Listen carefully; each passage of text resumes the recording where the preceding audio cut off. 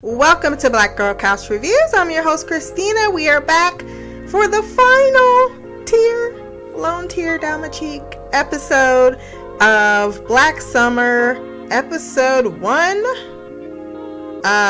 Season 1, episode 8, The Stadium.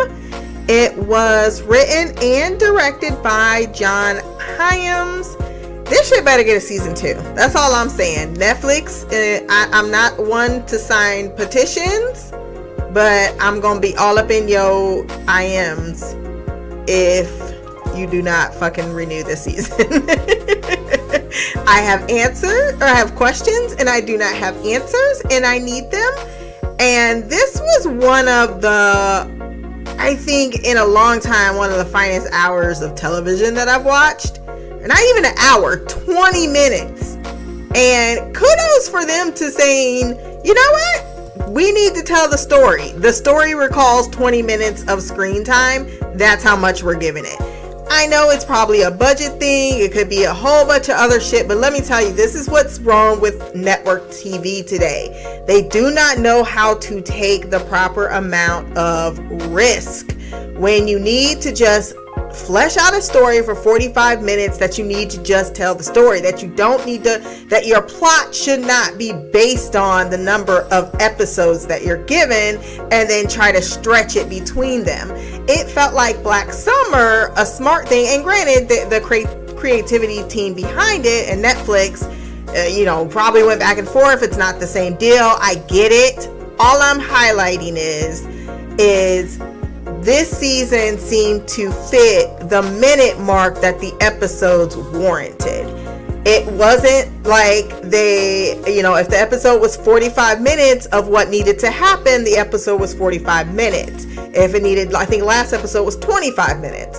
The episode before then, I think, was a different time. So they allotted what they had, so nothing felt like really filler. Even last episode, which I kind of said was just a stepping stone in the plot, which now I'm officially calling the calm before the storm, which is in hindsight more appropriate and a better appreciation for that episode. There wasn't a lot of unnecessary plot points in this series, and that in itself speaks so well to the series and why I've rated it so high. Obviously, I've given this one a 10 out of 10. I loved it from beginning to end. It was heart-pounding, it was emotional, but you didn't even have the time because the characters don't have the time. And the way the director likes to, not rush things along, I think is really... It connects in a different way because you're moving with the story more than being smarter than the story or outsmarting things or having even really any time to come up with theories, and you're just watching. You're in the moment. I mean, I can't even imagine, and I think I'm going to go back again with my sister and just binge watch it through. It would just be this really nice long TV movie, but it's broken up into these little parts, and it works so well. I mean, I cannot praise enough how well the writers and the directors really knew how to tell a good story, even though, you can nitpick and have some of its flaws and some of the things you might not like about the characters or what they're doing. The overall story was just one of, we need to get to the stadium. In the meantime, we did this, we did that, and we did that, and we got to our destination. And this is where we are. Now, I am so fucking intrigued on how Little Miss Badass survived all of this. So I wonder if we do get a season 2, if they're going to do the same type of storytelling, whereas now we're going to look at the daughter's point of view. I'm not sure if that's necessary, but I think it really can be. Something happened from the time she got on that truck to the time she got to that stadium. And that would be awesome to see, because I don't think she took a one shot. The way that stadium is empty, I'm not thinking many people at all made it to that stadium, except for the very, very small few. And it looks like 2. And maybe there were some others. I don't know. Maybe the rest was just chilling in the back. They was taking a shit. They was washing their hair, whatever the case may be. But I need to know the deets. I need to know how it all went down. I love, again, the way they shot this episode. where it was chaotic, but it was choreographed so well that you got to see every little angle, and then seeing it from different character perspectives, having the same moment happen. I love the way they do that. I'm just gushing about it because it's so good. It's just so freaking good. So let's start to get into the details. We start our team exactly where we left them. They're walking toward the stadium. It says survivors going across the screen. And you see, as they're going forward, to the left of them are survivors. So to the right of there's more survivors. So I love that we started off with our group, but there's more groups, and we didn't need to know their stories. They weren't talking to each other. They all had the same goal, which was to get in this fucking stadium, which everyone knew up to this point was really hard to do. I didn't know if they were going to be assisted by the government. This all falls back into, again, the more appreciation I got from last episode. How I might even have to change that rating and bump it up to a 9.4, because it really put in hindsight what Chains or Julius was saying. The world's falling apart. Kind of what Sun was saying, that it's gone.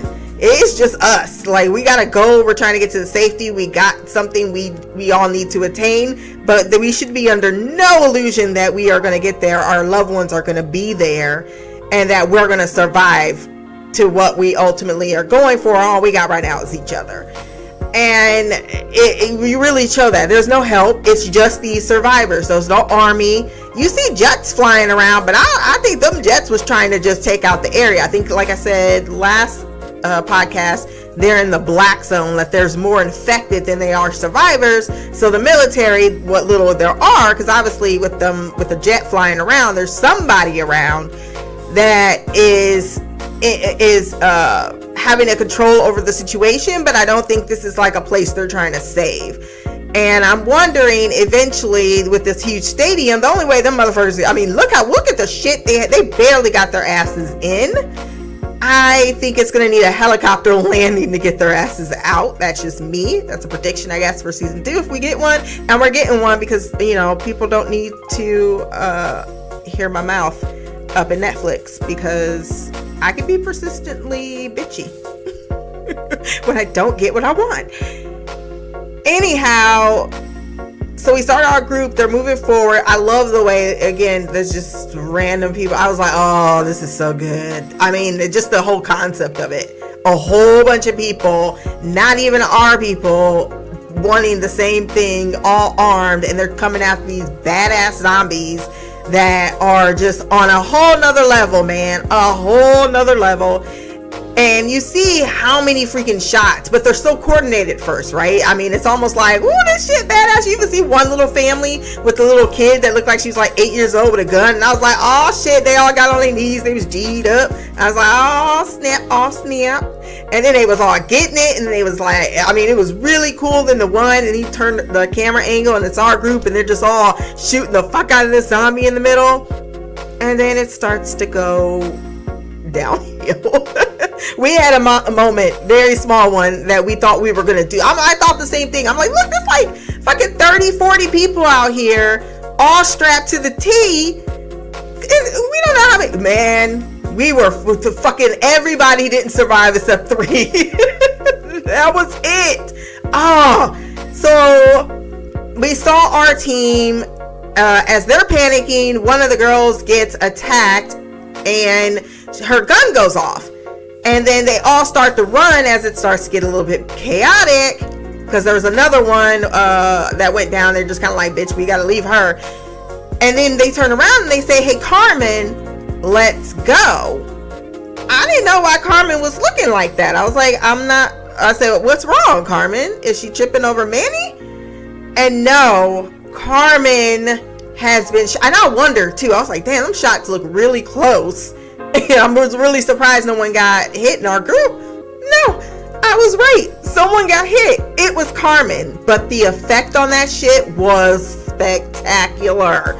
She had a moment of registration that she was shot. And then you see her kind of puke up the blood. And then you see her look. But by the time she puked, and the time she looked at them, she was already dead. It was like her heart had already stopped, but her brain was still trying to cognate. Yeah, it's like that instantaneous death that sometimes your body does not. I bet you Lamia knows the more technical medical term for it, but that's what she suffered, and she became a zombie. And I was like, oh damn, it's a wrap. And then of course you saw, as soon as she bent over, everybody started running, because it's like, hell no, we in the midst. We got one on the loose. And then that's when things just got fucking nuts. The group is running, and when I saw Gimpy motherfucking Will, I was like, oh no, he is not gonna make it. I didn't expect him to go the way he did, even though it was, oh my god, woo, it was rough. It was rough for our group, because first we lost Carmen, and then we're starting to run. We're trying to keep up with each other. Will's falling a little bit behind, and Sun and who was it? Because I feel like they got separated, because as they're going up the steps, Sun and Rose and Will went to the left, and then Sun, Lance, and Julius went to the right. And then they get cornered as they go to this kind of like pavilion area. And the pavilion area was great, because all you're seeing is people getting attacked. Bullets are flying everywhere, so you can die, and one of your people can instantly turn as a zombie on you, because they turn so quick.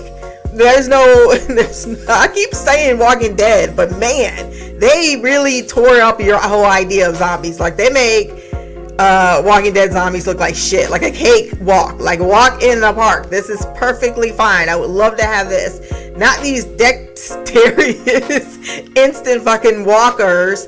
And that ain't walkers, no, we call them runners. They runners, okay, because they come for you. And then Julius almost gets himself shot, and then they're able to get out. Then I love how close they were. Like, the zombies will pop around the corner, and then they had to shoot, and then they would change the angle. I just cannot even, I know I'm just like having orgasms over the way this was shot, but it really was just phenomenal. I don't know how anyone cannot rate this whole entire episode as one of the, win an Oscar on its own just for choreography and direction.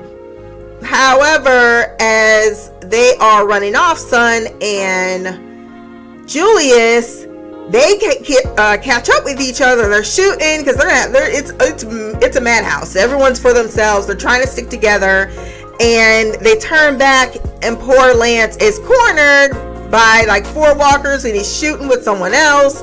But then he runs the other way, because he's Lance, and he panics, and he's not smart, and he runs in the other direction. Sun watches him go, but what are they gonna do? They're shooting like crazy, and then we hear this huge explosion, because the jets are also running around causing damage, probably dropping bombs, and obviously a bomb explodes somewhere near them, and probably because they're trying to get rid of the Z's at the stadium. I don't know if there was support, or just there's a whole little species over here, let's tear them up, or a horde anyway. And then Sun goes down, and I'm just like, oh no, if anything happens to Sun, because at this point I thought any of them could die. The way they killed Carmen so unceremoniously, and then it seemed like Lance was dead too, I was like, nope, I don't know who's gonna survive this. I honestly do not know. And that's how the way you really build some tension in a show, where no one has gotten extra story. Even though it was about Rose getting to her daughter, even that shit was I was not expecting her daughter to be at the stadium. I thought it was gonna turn into some real dark shit the way things were going. I was like, yep, and they just gonna die. But just as the explosion, I thought again Julius came through and saved Sun, because she went down. She could not hear. She's reaching for her gun. She, immediately grabs onto it. She knew which weapon that was going to help her. She had me cracking up firing the whole time, because she looked like a ninja. And fucking, she was really, her acting is superiorly strong. She really is. Especially the one scene. Oh, my heart. And then you see Lance. we went to Will and Rose next to see what they were doing, and they were shooting, but Will again is on the struggle bus. Fucking Rose running off because she had turned into Sarah Connor, and the way she had that shit strapped to her, she was out. She was dipping. She was going around corners. She was making her checkpoints. She turned into a straight military G. Like, she been doing this her whole damn life. Like, no one can even barely touch her. And then you see poor Will, who is just in a lot of pain. He's keeping up, but he's in like when that one walker jumped right in front of him, like it was like half a second, and he busted his gun. He was like, "Fuck you, motherfucker!" I was thinking the same thing. I was like, "Holy shit!" That was scared the fuck out of me. And his struggle was so real. It was so real. It's the antithesis of the. I don't even know if that's a word. Anyways, his struggle was And then you can see he wanted to give up because he's shaking, and he's trying to put more shotgun. Granted, that shotgun was beautiful. 2 shots and you done. Everyone else got to put like 40 bullets in. But again, it's a slow weapon because you got to wait, and you can't just pop another clip in. You got to actually open it and put the shell casings in. So there's that. And then, but as the explosion goes off, once again, I thought, oh shit, this is his day. He's about to go out. And Rose, like a fucking G, coming out, talking about, "Come on, Valance, we gotta go. I was like, look at my girl stepping up. She was in beast mode. But that's how you are when it's Mama Bear. It's like, especially when you're so close to what you have been after this entire time, what has kept you upright. Oh my God, that's all. The fact that she was so close probably made her even more ruthless. That's why when it came to the time for Will, she's like, we ain't got no time to fucking think about this shit. I am way too close to my prize. There's no way I'm giving up my fucking daughter right now after everything we just went through. And I like the fact that they didn't play it off like no one was affected by it. Like, it's disorienting and it's chaotic, and bullets are flying and people are running at you. You don't even know if it's someone running for their life or running like because they're a fucking zombie. They're off the fucking chain in the show. Oh my God. So as Lamia calls them, savages. At that point, that's when we check back in with Lance. He's running. That boy can run for the weight he got on. I'm not saying he's fat, but he definitely was smoking a lot of pot and eating a lot of Twinkies in his college days, in his college, time. And then he bolted like a fucking like a Kenyan track runner. He was out. He saw them zombies. But then I love that they started from the angle of Carmen too. I forgot that part, because that's how we checked back in with Lance. That was a great scene because it watched what it's like to be one of the zombies. They're just looking for food. They're like, who do I need to eat? And they're almost pissed off. It's like not like they have in Walking Dead. Sorry, gonna make them comparisons. It's a parody of that show, but they don't have all the zombies eating at one corpse. It's like, yeah, I got my shit food over here. You got your own dinner. We ain't all gonna be so invested in this blood that it takes 19 of us to eat while the other whatever gets away. Yeah, no, everyone got their snack and everyone's entitled to their own snack. Once a snack was claimed, you can smell like that. Zombie rules. You cannot claim my shit. Okay, bye. This is my dinner. You go find your own. And that's exactly what she kept doing. She kept trying to find her dinner until she finally corners this one chick who just, oh man, she just gave up because she was close. He was running up on you. What can you fucking do? Shit, she couldn't think. And she just put her hands up in a defensive measure. That's all she could do, and then got ate. And you see Lance seeing this shit, and then Lance almost got attacked by her too, and he even put like 4 bullets in her, and she still turned around and got her snack. So then Lance ran in the other direction. He's bolting out. He's trying to get in somewhere, running out because these 2 zombies, because once Carmen got her prize, that's when the other 2 zombies like, fuck, now I'm about to get this dude over here. And Lance is outside. Was it close to the outside the stadium? Yeah, it was kind of close to the roadway or whatever, different place, different angle of the stadium. And of course we hear the explosion that had rocked earlier, and then he is tossed to the ground, and you hear all these people screaming. Like, watch it with the subtitles on if you have a chance to watch it, if you haven't watched it with that on, because it has a lot of dialogue in the background. Like, someone's like, come on, sweetie, we're gonna make it, and she's like, no, I'm not, and you just like, you hear really the attention to detail that I guess the script called for, or at least the actors did, or the direction probably. And then I'm just like, boy, if you don't get the fuck up off the ground, I'm just gonna bust you in your chops, man. I'm gonna bust you in your damn chops. So he jumps back up off the ground, and he's looking around. I'm surprised no fucking zombie came out of the fog soon enough and just jumped at him. But as soon as he heard that growling, man, like a cockroach when the lights come on, he's skittered. He says, woo! He just turned around and started booking. However, that's the last we kind of saw of him, was being chased by a horde of zombies. Now, one would think he's dead, but I honestly don't think he will. I think old man dude out there who still has the gun, that's been watching over them like his guardian zombie father, a godfather, I don't know, whatever the case may be, I think he's gonna get saved by him and the dog. I think they're gonna come to the rescue, man. I don't know why. I just know that there was a connection, and that's where I don't know why. I just think that Lance is gonna be saved. He's been saved more than once.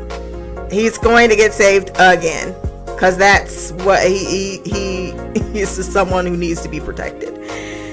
So then we go back to our main crew, and then Sun and Julius come across this barricade. Oh, this scene was also well set up. The fact that it was just, you had to go from section to section. It was kind of like barricaded up. It was the perfect little way to film a scene, because people are trying to get up, but they can't. They're trying to break the zombie infestation coming at them, but at the same time they're coming from the rear as well. So you either have to get through this or you're fucked. Then you hear you see Sun and Julius shooting at them, and he's like, where the fuck are they? And then that is when she said something in Korean, and then I think that was, I'll go see if I can see them. And then she kind of scoots one of the other zombies, because again, they put their A-game on. They're like, we need to come to this fucking door. And she shoots behind as they're getting Velez up. And of course, this is the two people that mean the most to them two at this point. No one asked about Lance. And they're like, go ahead, go forward. And then we have this real close moment with Julius, where this zombie it almost looked like the one soldier guy, but yeah, I don't know if it was or not. But he's coming, he jumps on him, he's able to pull him back. I thought Rose was gonna come back for him, but again, they're got problems of their own. But I thought someone was gonna save him in that moment. I did not think it would be himself. And let me say, I was very, very impressed to be wrong, because this was probably the most panty dropping scene in the whole damn episode. I mean, the whole thing was fantastic. But I mean, Julia stepped up into a whole nother, when Rick Grimes he's so savage in the moment that it's just sexy as fuck. This was Julius' moment where he was so fucking like, when he took that gun, because I did not think I was either gonna get bit in the arm, or more likely I thought Rose was gonna come save him, and I was like, oh, he gonna be that one that needs to be saved by Rose, because she's kind of sold herself to have a little bit more balls than him. And then he just went fucking straight up hood. He took that thing from his back and went pop pop pop. And then he turned around and he said, oh, I got ground to pop up. He took that gun and he started, the way he was moving through, he said, woo, he was doing that shit like it was the Matrix. He was killing everybody and everything. It was like pop, pop, pop, pop, pop. Just, that shit was G. It was the bee's knees, as they say. I loved every second of it, just to catch up with them. I was like, damn, man. He had no fucks to give anymore. He's like, I've run out of fucks to give. And started giving them to everyone else. He's like, time to fuck. And then when then they got up to the scene. That's when we catch up to the scene that fucked up my life. where they're literally dragging William, and he's like, leave me, leave me, leave me. And then she's like, you see Son screaming like, no. And then Rose made that call real quick, because he's like, kill me, please. She said, oh fuck, shit, here it is. Boom. Took his ass right out in the fucking head. Because he didn't want to be eaten by them things. He made the call. He's like, look, I cannot be dragged any further. Leave me. I'm slowing you the fuck down. And then you see like Son scream, like she could barely deal with it, and they gotta run behind this fence. And then they had put that shotgun in there so quick. I was like, oh Lord. Oh Lord Jesus. I was like, I didn't even look at the time to see where we're at. I was like, I was just in it. And then when Son had that moment though, when she had that moment and she looked out there, I mean, you felt her heartbreak, her sadness, her absolute grief, because this is the man that saved her. This is the man who protected her when he could have left her, when it was 3 against 1, where he was willing to put his life on the line for her, to save her from anything, that understood her, even though he didn't speak a word of Korean. They made a special bond, a connection, just based on what they went through to get to this moment. And he didn't make it. Oh, and she cried when her tears rolled up. I couldn't deal. I could not even deal. And then we get the moment into the stadium where they're walking around again. The director decided not to speed up these shots where they're looking around, and you can see that basically Rose finding her daughter is the only thing keeping this woman upright. I mean, she played that. Jamie King did a good. I know I was like jousting her a lot of halfway through the season, but she literally stepped it all the way up in these last 3.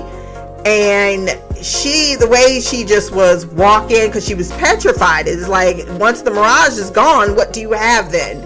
You've lost everything, and you just went through the most post-traumatic stress situation one can go through. And so they have the shot where they go into the stadium, they go down the steps, and she's just like, okay, all right. Then she just goes, fuck, shit. Because there's no one home, not even the army, no one. It's deserted. And they go onto the green, and she's starting to finally get the sense that maybe, just maybe, her daughter is not here. And then we see a dude creep out looking real crazy with a gun. And then you're like, oh, who the fuck is this? And then they appropriately, because he puts his gun on them, they put their guns on him. Like, okay, is this what's about to happen? Like, I can't even deal anymore, but we gonna go out in bullets in the hell of one. And then there's kind of like a stare down, like, I don't know you, you don't know me.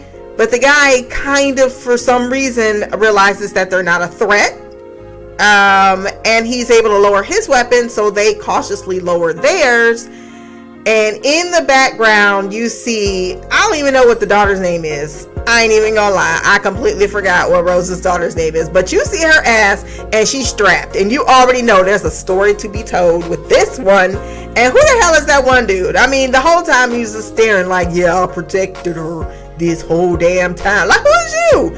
I don't know, but the fact that his big ass kept it moving up in this place and apparently been taking care of his daughter, tell me he got G-up skills too. Okay, so I need to know what this tea is between her new daddy and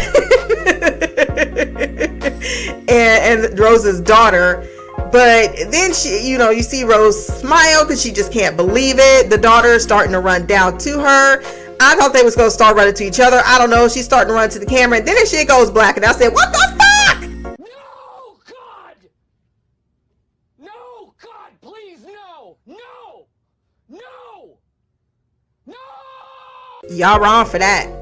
Y'all wrong for that. I was like, no conclusions, no wrapping up of stories. No, it's just like, this is what happened. And Black Summer comes on. I said, y'all got to be fucking kidding me. Netflix gonna hear my ass if y'all renew this shit. Let's get into this feedback. I've gushed enough about the episode. I can't even guess what would happen next. I have no predictions. I just know I need a season 2. So Lamia, our Ride or Die co-host this full series, says in her last episode 8 finale thoughts. Everybody strapped, damn. How the fuck that zombie roll up on her with all those damn people behind her with guns? People were really not paying attention to shit. It's crazy that all these people couldn't it's crazy that all those people couldn't come together and shot 1-2 zombies. I think at that point it was every man for himself. It's kind of like this shit probably happened every morning. Like there's like another B team getting ready to go next sunrise that watch how this shit go down. And we'll try again. Like only few is gonna make it into the castle. Damn, I like Carmen. Carmen's death was actually pretty fantastic because it shows just how fast those damn things turn. She didn't even process her own death and wasn't even able to collapse to the ground before she turned. That's so damn crazy. Yes. If this is really the zombie apocalypse, I don't know if people would make it. Once there's no more bullets, people would seriously be outnumbered. If took 2 groups of people to kill those 2 zombies from the diner, I still can't believe how fast they turn. I was wondering when the bombs would drop. I knew the government wouldn't even care who was alive and start dropping bombs. Only the rich will survive these kinds of situations. Yes, which if you watch Deletion, you're completely right about that. They even have a whole storyline, season 4, why it's one of my favorite seasons. These people are just shooting chaotically, killing the living and using 14 bullets per person for 1 zombie. To be honest, if you've never shot a gun before and you're just trying to shoot, you're going to shoot until that motherfucker ain't twitching because it's fear more than skill. This shit is bananas. I would not want to go through downtown. This is fucking this is a fucking nightmare, right? So I was like, y'all really wanted to get to that stadium, huh? Frat boy is named Lance. LOL, I forgot we didn't know his real name. He can run, I'll say that much. Really can. Too bad he's a goner for sure now. They didn't show it, but I know. I wouldn't be so sure, girl. R.I.P. William. I did not see that coming. Honestly, didn't see it coming like that. Not like that, but damn. Rose has clearly become a savage. Poor son didn't even have time to mourn her friend because the end is near with them being surrounded by those beasts. She was clearly devastated. It was so sad. They need another name because Walker doesn't work with these damn speed demons.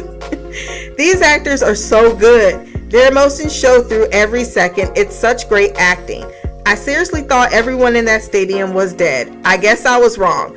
I'm glad Rose got her daughter because it would have been tragic to see her realize she lost her daughter and it's literally her own fault for putting her husband first. Yep, can't forget that. That was definitely a good episode. Sad that the series is over though. I don't understand why frat boy Lance didn't run towards Son. I don't understand either.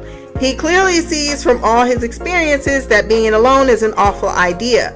So he's just being chased by a horde of zombies that will never get tired, but he will. I swear, he takes 1 step forward and 2 steps back all the time when it comes to liking him. Now that this is over, what else is on the list? When does Swamp Thing come out? I canceled my DC app because after Titans, there wasn't anything I wanted to see. I guess I'll get it again if you're podcasting on the show. It comes out May 31st, so this Friday. And I probably won't get to it. No, I'll probably get to it this weekend. Probably around Sunday. I'll make the new schedule. We'll see about Saturday, maybe Saturday. But I gotta drive that day. I'm actually doing her going away party on Friday, and then Saturday I am driving, so I'll see how I feel. But definitely Sunday, because I know I gotta get my Good Omens on. And then I got distracted too by Death in Paradise. Does anyone watch that show, Death in Paradise? This is season 8, and I just binge watched all of it last night. I ain't gonna lie, I was obsessed. And I really like Madeline, and I'm totally shipping her with Jack. So I'm sure there's a lot of people that have a problem with her character, probably, because I could see it.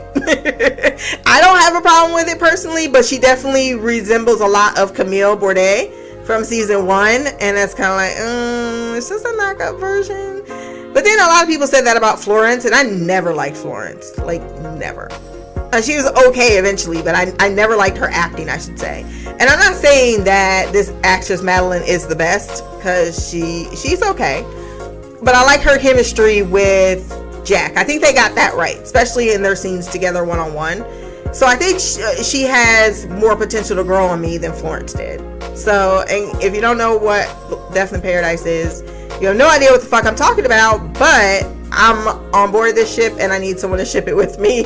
I'm going to try to find gifts, but usually I have to watch it on like Vimeo or wait for it to get on Netflix, but it takes fucking forever to get on Netflix. But they do have the first 7 seasons out. Watch it. It's actually a really good show. It's like a cheesy honorary police little drama thing, but that's why I say it. Some shows are just meant to be watched just to enjoy it. You like the characters, you like the corniness, you don't need it to make the most sense, and then it's like a murder mystery, so you kind of get that jive with it.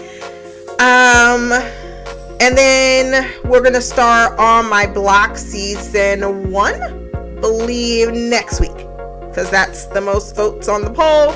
So that's going to replace Black Summer. And then Good Omens is on Prime Video. And that comes out on the 31st. I guess some previews why I'm over and talking about this for June. So I'm going to have a lot of balancing to do. But like I said, without the second job of mommy, I probably will have a lot more time in the evenings to actually do some podcasting. So, and there's a lot of shit I would want to watch right now. Now that the kids out of the house and I get my TV. So, Black Mirror comes out in June. I believe the 5th or 6th. Don't quote me. But definitely planning on doing, I think that's only 3 episodes. Definitely planning on doing that. And then 3%. Season 3 comes out in June. Definitely doing that. And then I don't know after that. I don't know. I know I want to finish Preacher. That should be done shortly though, because I'm just going to do a wrap-up video on that. And then New Amsterdam will also be starting next week. I think that is this far. I don't know if I'm going to grab another show that I just personally want to watch. Probably. Like, I try to put polls out there to see what other people think I should check out, but I think I'm definitely, when it comes to some other suggestions, like I'll probably do one like in a poll that people want me to check out, and then that at least I can commit to that. And then whatever I personally wanted to see, because it's kind of my genre, or pick it out, that'll be how I pick the rest of the shows. Like Dark Materials come out whenever that is out. I really want to see it. I really want to see it's all HBO too. Wait, they made the movie on it. Honestly, it's pissing me off now, and I'm gonna have to Google it because I cannot remember the movie. Oh, that's gonna bother this shit. Don't you hate that when you're just like, what's that movie called? It's got Regina King in it, so I was already standing it. I was like, Regina King is up in this. I need to Watchmen. That's what on HBO. Gonna watch that. That's kind of a must for the summer. I know I really want to check out Powers because I never watched the second season. So I probably, and it's gonna, I don't remember what the fuck happened in the first season, so I'll probably do a rewatch for Powers, not Power. Powers. It's like based on a comic book, but it's like a rated R comic book. So y'all know that's kind of my cup of tea. And then I guess Preacher season 3 or 4 is coming out in August. So that'll definitely be on the list as well. If anything else pops up, I will of course let you know. And if I have more to add to my schedule, I will certainly do. So that is all from me, guys. If you want to find this podcast, you can find it on Podbean, Stitcher, iTunes, Spotify at Black Girl Couch Reviews. My social medias will be below. If you want to send any type of feedback, you can send that to blackgirlcouch@gmail.com. It's been a blast. Peace.